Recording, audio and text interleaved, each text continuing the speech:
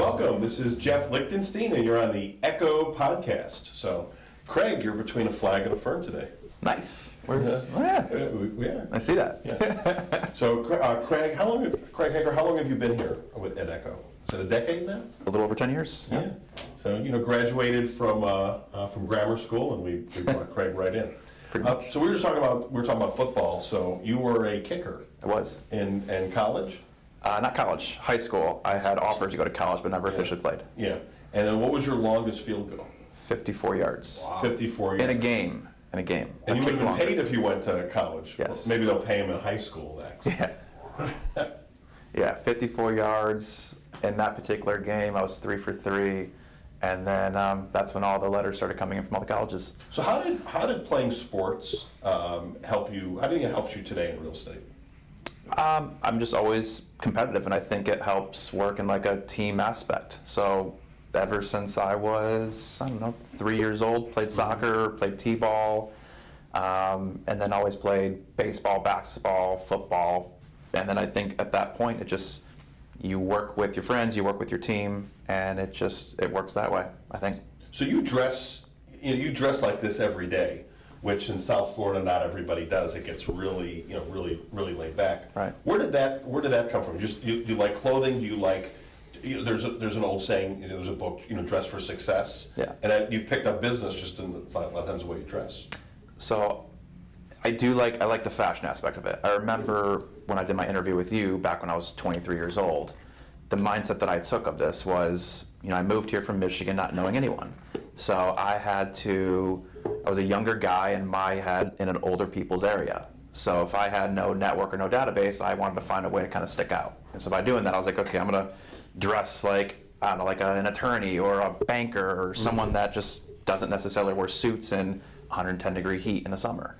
And it just kind of felt nice. To me, it felt like I was putting on my superhero cape. I'm dressing for my clients and not necessarily for me. And I think it just presented well. Well, I think you're presenting a product. A home is the product that we're representing. Mm-hmm. And everybody's business shot, if you look at their business card and everything, it's people are dressed up. Yeah. So you should be dressing the part of. Yeah, I enjoy it. I think it's nice. And then it's funny because people on like our internal team, they'll pick up on it and they like it. And so when they're out in the field, they're like, oh, Craig and Jeff don't make you wear suits, do they? Like, you don't have to do that.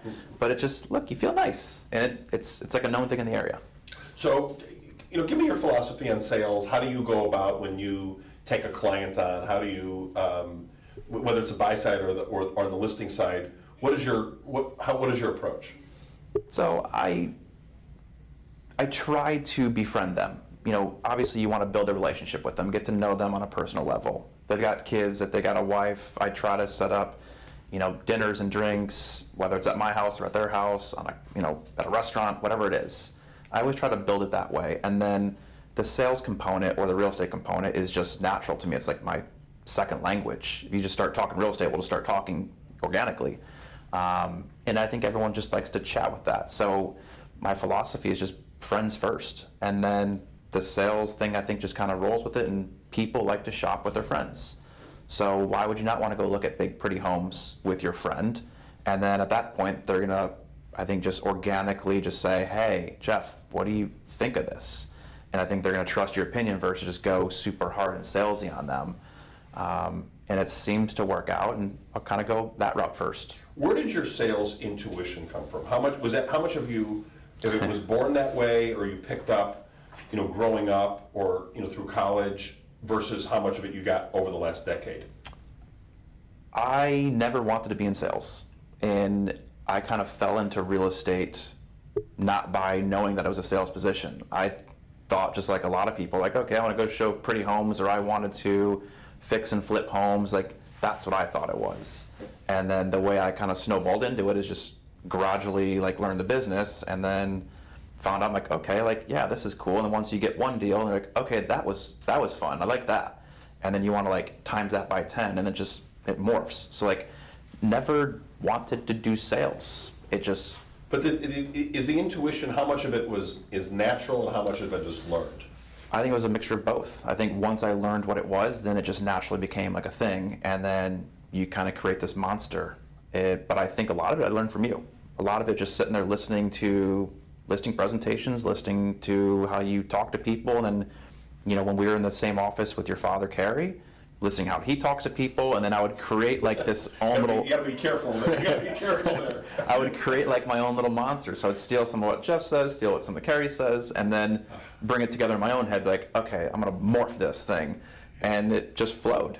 Yeah. Carrie, Dad, that's a good thing if you're watching today. Hey, look, Who painted this guy here too? Carrie and I would, when he was in the office, we would have frequent sit-downs and conversations and just chat about like, hey, like, what do you think this is going on, or whatever it was. Like we would have our like little 30-minute powwows. Well, a lot lot of what I picked up in sales or just dealing with people, it was from my dad, and my dad took me on my first, sales calls or to, bigger clients, when I was in the Chicago area or New York, and so I got to see him in action and dealt with him in that. And then it was a role reversal when he came into business. Yep. But he even had it was a year ramp up period to get back into a sales rhythm, and this was a different industry than the real world, right. Outside. There's more emotional here, and there's people who have their license that really shouldn't have their license. Totally agree.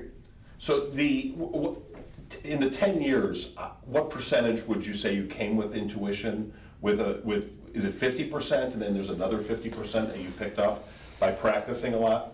A lot of it when I first started was strictly more admin capacity. So like my mindset wasn't like, okay, go out and do sales and find business. Like that wasn't. That's right. It was more opening the. I was, okay, here's the paperwork, go create the write-up and make sure everything's inputted properly in the MLS. Got it. Go facilitate with the clients and tell them, put all your stuff away for photos.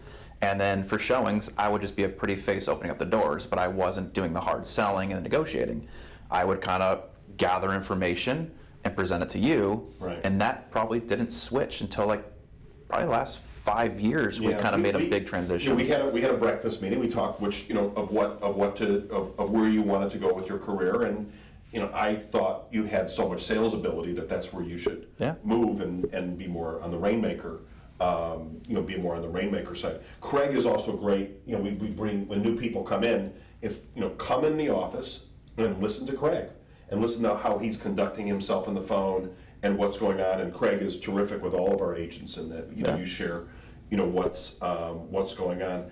I think I had a lot of the same thing too. If I look back, in my career, it was 10 years, and I'd see 4 to 7 clients a day in the home furnishings textile business, and then just a lot of repeats. I used to carry 30 to 60 homes when I was in the field, so you'd see situations over and over again. And then you just build off of those, and it's easy to recognize, different situations. But Craig's good. Somebody will come in the office and say, "Here's my situation." Craig, you usually know how to handle it. I mean, at that point, because when I was strictly admin based for Jeff, I mean, his amount of deals that he was bringing through were a lot.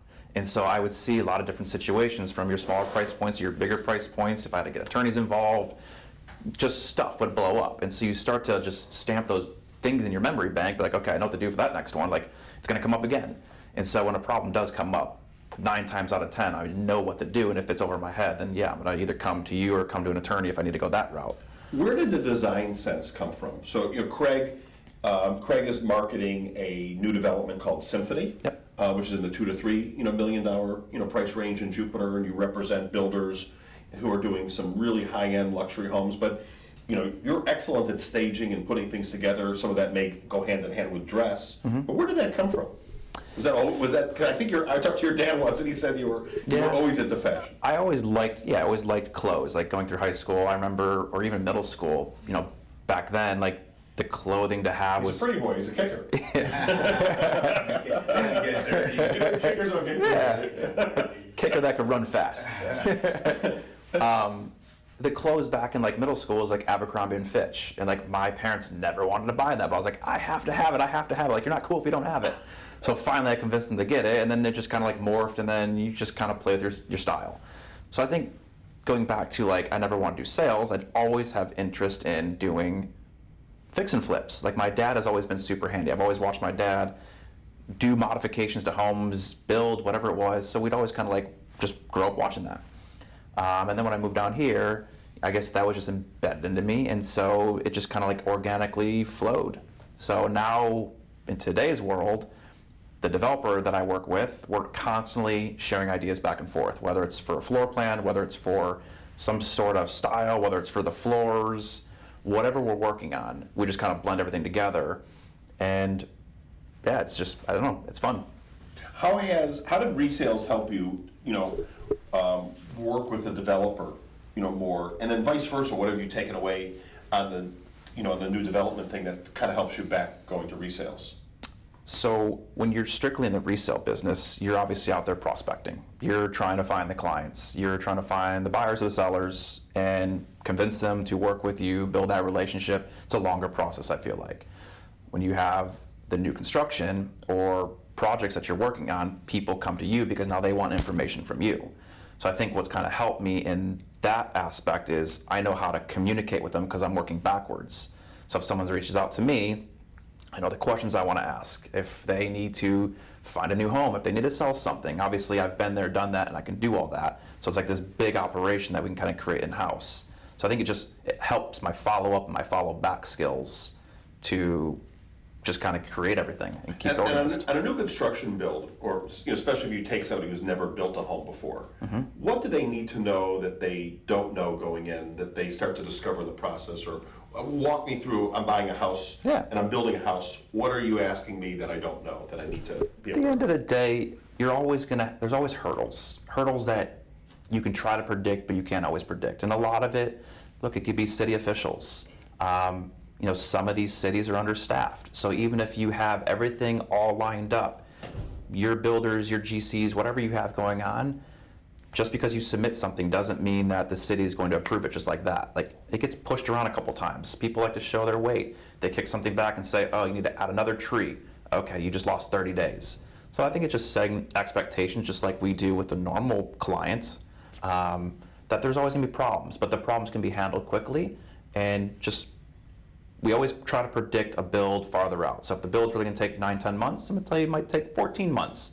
But if it comes in sooner, we'll all celebrate and go do cartwheels in the front yard. Right, and at this time, we've run in the last few years, we've had supply problems, so everything has went, out longer than your expectations have been. Yeah, we caught up on the supply issues. Right. For like the development, for instance, every appliance in those homes are Sub-Zero Wolf. So as like a retail end user, if you want to go to Ferguson's and order a Sub-Zero Wolf package, they can't even give you a date. The date could be 12 months or I don't know. But like what these guys have done is they're smart. They went and pre-ordered everything. It's sitting in storage, so everything's readily available. Once the cabinets are outfitted, you put the appliances in and you're done. So like that was a delay during COVID. Roof trusses were a delay. That's all gotten sped up. And then, on another issue, everyone wants like the black, flat, concrete slate tiles for the roofs. Mm-hmm. Okay, that's still delayed right now. So you really have to order everything way in advance. What are extras though if you're talking to a buyer coming in, that they're kind of on the fence on, that you try to push them to do? For like upgrades? Yes. Floors are always the biggest thing. Do nice floors, because if you're gonna rip out your floors, sometimes like everything's gotta go underneath your countertops. Countertops are easy to change. Don't worry about that. But the floors, I think, spend the money on that. Definitely take care of that. Everything else is superficial and you can change. Cabinets depends on what you want. That's an easy plug and place depending on what you're doing, but I think floors it's a big area. It covers the entire house, so spend the money there. What other areas would you spend the money on? What I'm finding right now, and it's funny because then a lot of our feedback is buyers are wanting like really elaborate pools, backyard spaces. If you think about the people that have moved here, they're younger, financial, or younger, just people in general. And people are moving to Florida, so in New York or whatever, you're not spending as much time in the backyard because it's cold. Yeah. Or in Michigan, but here you are. Your backyard is a year-round deal. So do something special out there. Have a nice pool deck. Have a sun shelf, so you can, whether it's your baby sitting in the water or your dog wants like a little doggy pad. Have swimming length versus like your typical 25 or 30 foot pool. People want to actually swim laps, not just 2 strokes and turn. I'm finding a lot of that. People love the turf aspect, adding like little ingredients where it's just sexy to look at. Whether it's really usable or not, it just looks nice. And we're finding value for outside backyard areas versus what we probably saw pre-COVID. I think part of that too is like the pool guys are a fortune and they're probably the most backed up. So backyards, I think, are super, super important right now. How about the, great room floor plan? Still seeing a lot of that? Yeah, I mean, everything we pretty much do is great room, open concept floor plans with like a little bump out for your dining room area, or maybe you stagger everything so you have your kitchen island and your dining room table in front of that. We offer all that. That's still pretty common. What we used to see where it was 7,000 square feet, we've got this big foyer, this big dining room, this big family room. That's all kind of eliminated. So yeah, you want to condense it and you get everything you need in those houses with that open room concept. Like, that's still attractive. Talk about Symphony a little bit. Symphony's awesome. I was there yesterday. Our landscaping is finally going in today and tomorrow. And what I mean by that is we have 3 quick delivery homes. All the sod's going in, all the trees are going in, and then light fixtures. Where in Jupiter is it? We're on Central and Indian Town, east of 95, right by Pennock Point, just east of the shores. It's a great location. It's your Awesome. 95 Turnpike access, not too Yeah. far away, and close to Awesome. the beach and It's all the action. it's a nice little boutique enclave. And then how many homes altogether? 20. 20. Yeah, so we have 20 homes. I've pre-sold 5 before we've really even officially opened up the doors. We're launching 3 more quick deliveries. And at that point, I'll have 12 homes out of the ground, and we have additional lots if someone wants to kind of come and pick out their lot and go through the selection process. The cool thing with us is we're different than what you and I are used to between all the big boys, like the Toll Brothers, the DeVosses of the world. Where you're coming in and this is the Right. way you're taking it, basically. We don't have upgrades. Like, you were asking about the floors and the cabinets. If you go to a lot of these guys, they're like, all right, this is tier 1 floor, it's X. If you want the tier 3, all right, it's $30,000 more. So by the time you're done with it, you walk out with 20% more than what you thought your base price was. With us, we don't have that. And a lot of that is because the developers in this project really focus in that $4 to $6 million space. So their hands are already on all these luxury materials. You come to Symphony, it's pick out the color of the floors. I don't care if you want wood, I don't care if you want tile, you want to mix and match, go for it. Everything's standard Sub-Zero Wolf. The only upgrade they'll offer is, do you want to add a pool? Do you want to add gas to the home? And do you want an outdoor summer kitchen? And that's it. So everything is just pick colors. Is anybody not taking those options? We've had 2 people not do a pool. But you're having people do gas for future, like, okay, maybe Right. I want a Gas generator. always makes sense to do. Yeah, do a generator, and then at that point, if you ever add a future pool, it runs your barbecue area. But I think most people are taking that. The pool is like, they're not sure what they want. On the flip side, on resales, what's the biggest mistake that sellers make when they list a house? Look, you can't blame them, but a lot of people want to shoot for the moon and go for the highest number. And you're kind of feeling the market soften and cool down. And so I think if you go ambitious off the start, you kind of lose some steam.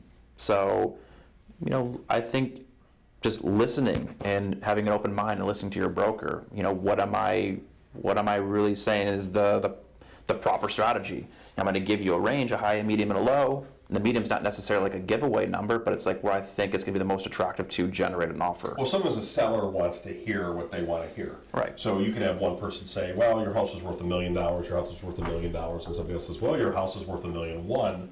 And then the seller says, well, you don't believe in the house, this person does. Yeah. But we're talking about a low, medium, and high. It's like going to a restaurant, and you're going to pick where you want to go, and we can always go through different strategies. So the $1.1 million, if that's in the realm of possibility, there's less odds of it moving. Mm-hmm. And then it also depends on seasonality and time of the year. And depending on what the seller's trying to achieve. Like, are you buying a house and you have to be out, but you're trying to set a record at the same time? Okay, you're stacking the chips against you. It might be a little harder. And some sellers have, and they don't realize it, but they have anxiety. Or if they're holding the house and they're buying something else, it's going to cost them a lot of money to carry the house, and all those things come into play. Right. So, but it's always conveying that. Yeah. How about in the staging thing? How hard is it to get concepts across to people? I think for the most part, people understand, okay, in the kitchen, clear off the countertops. I don't want them looking at your stuff and all your blenders and toasters and things like that. Like, I want them to look at the pretty marble or quartz or whatever you have going on. If you have stainless steel appliances, I want to clear all the magnets and your grandkids and everything else out the refrigerators. And then when you work yourself into the bathrooms, move your shavers, move your shampoo bottles, just all the toiletries. Like, to me, that's the most important part. And then the rest of it is just opening up visuals. People are visually inclined, and I can know that from new development into the homes, people just can't see things. So when I walk through a door, I'm trying to think like the buyer, like where are they going to go? Like how's the dance going to happen? I walk in the door, most people kind of head towards the pool or the back door, or however the house is laid out. But you want to open up windows of visuals, I guess is what I'm trying to say. Just decluttering. I don't want people looking at your stuff. I want them to look at the real estate and the house itself. And then, talk about negotiation. Do you have the same way that you negotiate all the time, or does it switch a little bit? No, I'm a chameleon in that aspect. It depends who I'm working with. So I'll always get a temperature read of the other agent. So if I'm on the listing side, I'll try to call that broker and help me understand how your client came up with this price. I just want to understand like where their mindset was before I start to really hash things out with the broker. That just kind of gives me an idea of like how are they looking at things. Maybe they're looking at it right, maybe they're looking at it incorrectly, maybe they're looking at a comp from forever ago. So I'm trying to like understand that. But I speed things up, I slow things down depending on where I'm at in the deal. And I think that is something that's learned over time. A lot of new agents just want to get things done like right away, and there's nothing wrong with that. But sometimes when you slow things down, you can create a sense of urgency and Right. panic on the other side, and it just brings the deal together. I think it's a United States thing. If you go, compare us to Europe or even Canada, it's a slower negotiation, and that gives, if you know what you're doing with negotiation, it gives us some advantages if you slow it in there. But you've got to read your situation. You don't want to lose somebody Right. at the same time. So there's a lot of feel that I think goes on in sales. Yeah, it's a lot. That is underappreciated, out in the in the real world. Tell me a little bit about you had your first child, Hudson. I did. Yeah, how has that changed your perspective on things? Well, it's beautiful. He's already going to be 5 months and 5 days. Well, in 5 days he'll be 5 months. But it's super cute. I mean, it's you wake up. We keep him like this little onesie. So at 7 a.m. is like his wake up time, and we'll walk in there, and his feet are obviously in his onesie, and he starts to smile when he sees you, and his legs start flapping like a little like mermaid. And that's super cute to like walk into. Do you have the music certain that day. goes off a little bit? I'm just remembering we used to have that. No, we have like white noise, so it's like a static TV essentially, and that just runs in his room at all times. And then he's got different like floor mats and different things to play with that play songs. And the new thing for kids now is this thing called Miss Rachel, which is on YouTube. And so if you're trying to get like your chores done around the house and you don't want to hold him the entire time, you'll stick him in the chair and he'll watch Miss Rachel, and she just sings all sorts of different songs to him. But it's adorable. I mean, we love it. He's starting to like show his personality more. Definitely smiling a lot. Shay thought she heard him say "mama" last night. I'm calling bullshit, but she thought she heard it. But it's amazing. Yeah, it may have been a burp. Well, he was sleeping, and we heard him like crying, so she wanted to like soothe him and rock him. When does the first word usually come? I don't even know.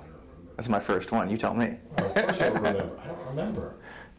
Sam did not speak till late. 8 months? Maybe. I don't remember.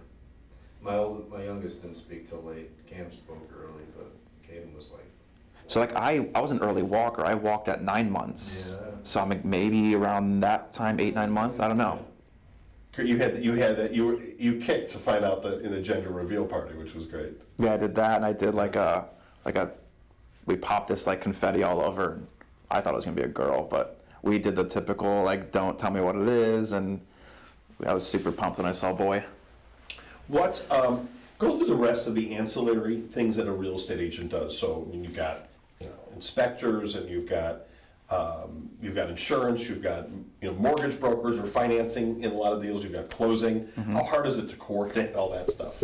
Yeah, I think as you get into the business, you'll have your Rolodex of people. And the most important thing is when a client asks you a question, know how to get that answer for them. Don't just answer and think that you know the question. So if I've got a lending question, I've got a guy who I'm going to call, and I know he's going to answer the phone, and I'm going to get that answer quick. If it's an insurance question, I have the same thing. If it's a title question, if it's closing closing numbers, I know who to reach out quickly to get those answers for them. So I think just having like your Rolodex of people that can help you facilitate and move through the deal quickly, versus I think if you try to like bullshit your way through things, people can read that. I was seeing, a guy who I consult with the other day had a question on Facebook that he was asking the people that he was in there. Consistency and, doing things and doing your paperwork and your follow-up. What motivates you to get rolling? Is some of it the competitive, piece of you? My schedule's switched a little bit.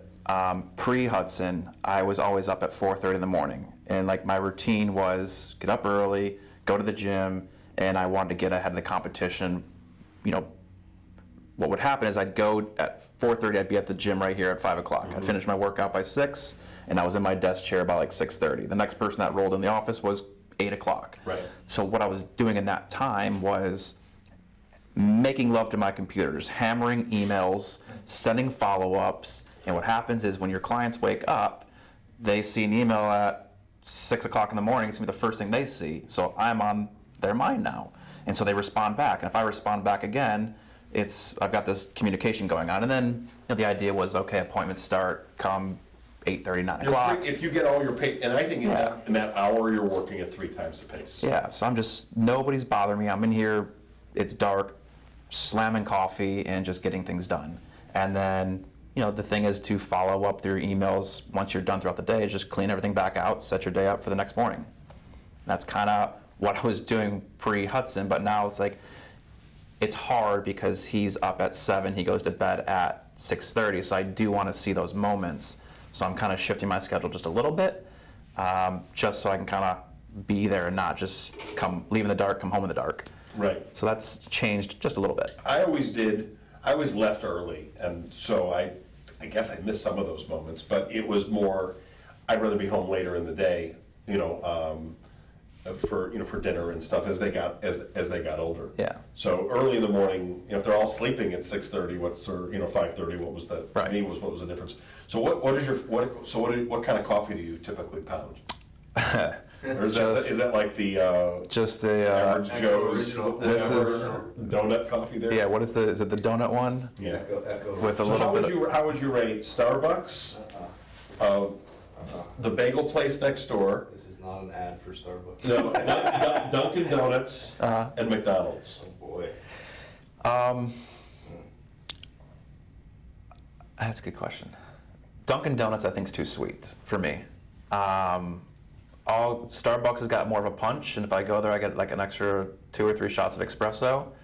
But I drink the Brooklyn Water Bagels coffee like it's water. So I guess I'll go with them 1, Starbucks 2, McDonald's would be 4, and then Dunkin'. See, I think McDonald's is vastly underrated. I just don't ever go there. Starbucks is my favorite, but I like a strong coffee. I just came from Italy. They make fun of our American coffee. They're like, it's water.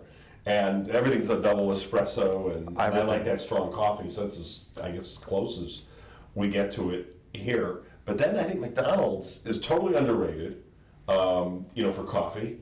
Dunkin's probably overrated. You think Dunkin's overrated? I thought you love It's Dunkin'. more water. I drink it a lot, but it's more watery. Yeah. It's sweet. Starbucks is strong. It is strong. I like a strong coffee. Like I'll put like a little bit of cream, no sugar. I do all my coffee black, but I always laugh at Starbucks. I do too. Starbucks.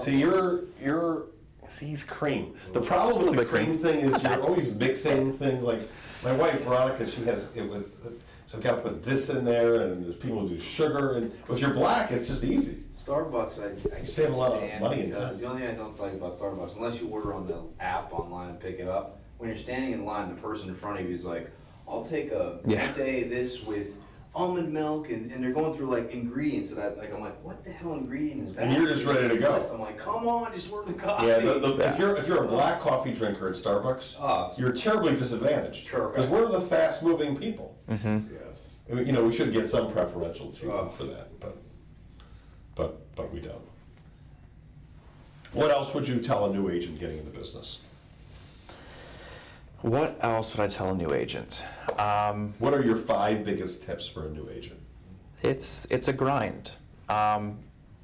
Be competitive, and just, I think, don't give up. I mean, I see a lot of agents that kind of come in and they're putting the work in, and they want instant gratification, and it's not going to happen.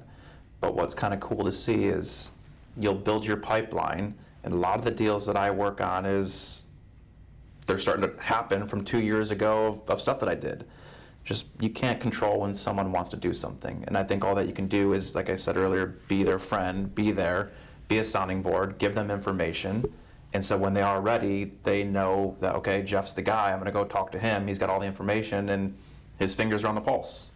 I think new agents don't see the long game Yeah. in there. And the long game, if you think about this market right now, so at this point in time, when this podcast is being in here, so we're in the summer of 2023. So right now, we don't have as many buyers down here. And the reason is the seasonal people are not here, the rental people are not here, and interest rates are higher than they have been before. So we're seeing a lull. Right. But there's pent up demand that's going there. So some of the people, are going to come back a year from today, or once we hit January, and you may have a flood of people. So you're working people for, sometimes it's immediate, Yep. but sometimes it's 7 years out. Yep. And understanding that portion of it, and doing things that keep forwarding that. So a third of it may be now, a third of it may be a year out, a third of it might be much more longer term than that. I'm always sending emails to prospects. And if I know they live in a certain neighborhood, I'm just saying, hey, here's what's going on in your neighborhood. I'm customizing it so it's coming personally from me. And just breaking down the market. Here's what the sales are doing, here's what the actives are doing, here's what the close are doing, here's kind of how I feel my foot traffic. Just giving them a sense of the market. Whether they respond or not, I know they read it, I know they saw it, and so when they're ready, at one point in time, they're gonna end up calling you. I think a lot of sales too is it's mindset, and I think you have something that's kind of interesting, which is there's an infectious happiness in there. Where does that mindset come from?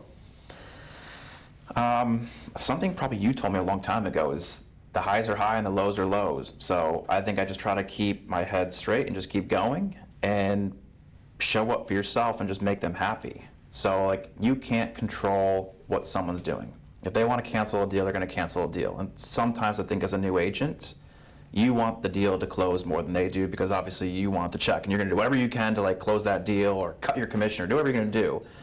But I think at the end of the day, just be there for them. Maybe they have a life situation that you can't control, and if they're going to cancel, it doesn't matter how much you kick in or not, they're going to say, hey, it doesn't work for me. And then it's easy on a new agent to say, well, screw you, you're a bad person and I'm done. Like, don't do that. Be there for them. Try to find out like what's going on in their world and how can I help? Like, what can I do? To go back to personality, or I think you said smiling. I don't know. I try to. I think you're born that way, though. I think either you have that or you don't. Yeah. And the negative people are just. I try just to. It's tough to knock that out of people. Yeah, just try to stay positive. People like positive people, and I think you are who you are around. Right. So.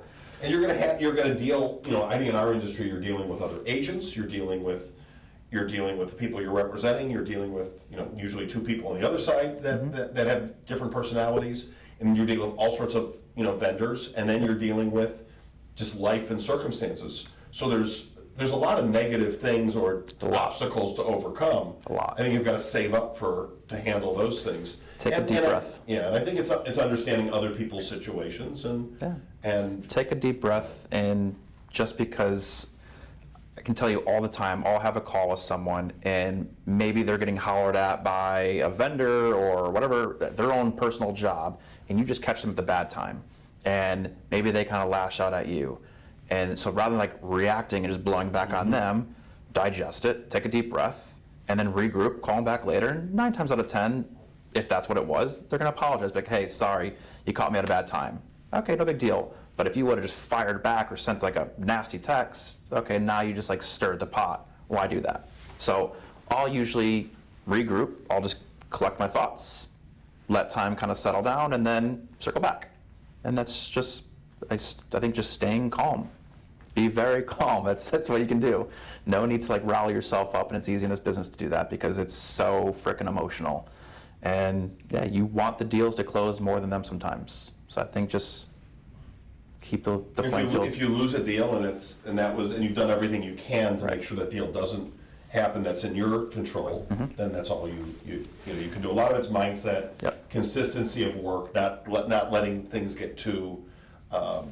You can see people, something negative happens and they lose 2 weeks of time and they're over. I think you've got that steady, good way about it. Rob, anything else you noticed about Craig, or any questions for him?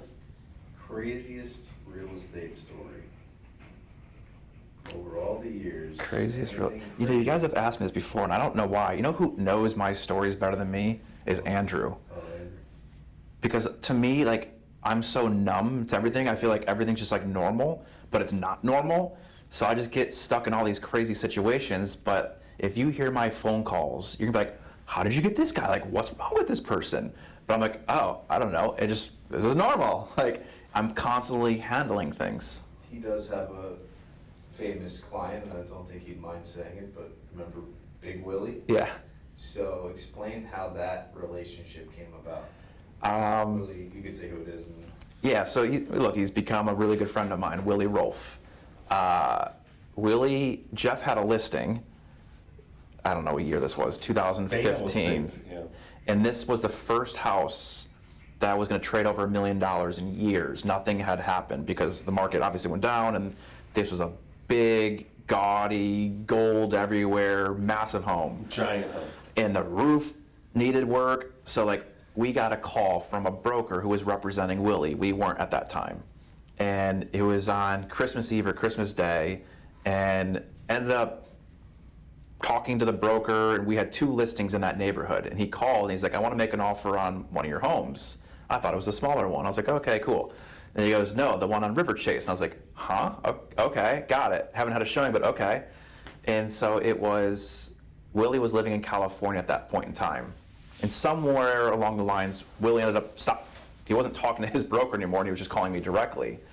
And if you know Willie, he's got a super deep voice. And he's always moving around. So my first experience talking with him, I couldn't understand what the hell he was saying. I remember I was in my bed on speakerphone with my eyes closed, like really trying to focus. I was like, what are you saying? I was picking up like every other word. And he said he wanted to buy the house, he's cash, this and that. I'm flying in, will you hold it for me? And I'm like, yeah. Like, let's draw up the deal. So he did. We did a 10-day inspection period. Willie flew down on the 9th day to see the house, and I was like, oh, please, like it. Him and his wife walked in, and we're like kids in a candy shop. And I remember my first experience shaking his hand. My hand just disappeared. Like, there was no hand. Willie's so big. Is maybe 6'5", 6'6". Oh, Yeah. And he's in the Hall of Fame. He's a giant, great offensive. One of the best ever. Yeah, what a great. I remember the Bears picked 8th and 7th, and they passed on him, and I was hoping they would pick him. And I think we got some wide receiver that's we don't even know. I can't remember. Maybe Wendell Davis or something. So it was Curtis Conway. I can't remember who it was. Penn State. Yeah, it was Curtis Conway. Yeah. It was okay, but he was no really rough. No. And Craig's sports teams. Who do I like? Yeah. Well, I'm a Michigan boy, so I have a lot of sadness in my life with the Detroit Lions. But I do. They're good now. I'm hoping this is our year. Yeah, I think it is. Well, maybe not our year, but like a better season. That'd be good. Yeah, that'd be good. So yeah, no, I root for the Lions. I love football. Back when the Pistons were great, I was always a huge Pistons fan. But anything Detroit, I'll watch and root for. Now that the Dolphins are looking pretty good, I'm rooting for them. But other than that, life is good. yeah, life's good. Detroit-style pizza. And what is Detroit style pizza? I think it's the deep dish, right? Deep, yes, Yeah. deep dish. No, It's it's not like deep dish Chicago, but it's more of a flat. They cook it in like a. So I worked at a pizzeria for like 4 years. We had like the normal circles, and they did like the squares, and it's very doughy. So Yeah. where do you go here for Detroit pizza? I don't even know because I don't even like it. Okay. I like regular pizza. Is Grandma's Pizza? Do you ever go to that place? Grandma's, I don't- Is that Detroit pizza? I've had grandma style pizza. No, I don't know. What was that? Grandma style is like There's a the place sauce is on, on top. there's a of it. place in, That's what off of Indian Town. That's what they do in Michigan too for the squares. Cheese and the Spray like the sauce. What sauce else on do they top. eat in Detroit? It's other than this what's Detroit pizza, which nobody even knows. Detroit Leo's people the Coney Islands. That's huge in Detroit. Oh yeah. Coney Islands is But like that's Coney Island. What is Detroit? they're all over Detroit. The Coney Islands. You go in there and you can get anything. You get I euros. understand, You but that's get Coney Island. But what is Detroit? I don't know. The casinos. I never went. You Did never you ever went. go to is that Windsor? Well, they have Caesars there, I believe, or no, Greektown. Yeah. But I never. How I close never. are you from Detroit, where you lived? Like 45 minutes north. Did you ever go to Windsor? Is that like across the border? I never went to Canada. I've never been to Canada. Windsor's where the You live whiskey's right from. next to Canada. I know, and that's what you did when you turned 19. You go over there because you can drink, Yeah. but I never did. That's where the whiskey's from, right? Windsor whiskey.